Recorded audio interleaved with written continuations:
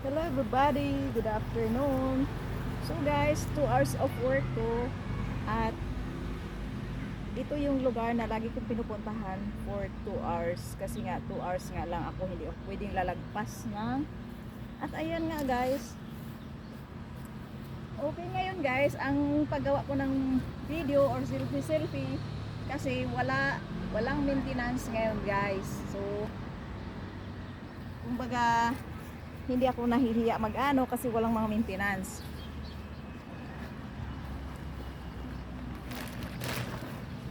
So, hindi pa ako tapos guys. Alitan ko lang itong aking sombrero.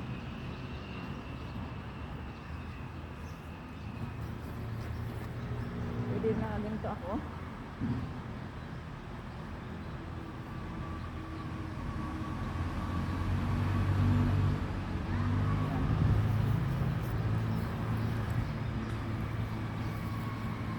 So gawin ko lang siya ng more than 1 minute na video. Last time nagsi-selfie ako dito guys, pero ano siya, madilim.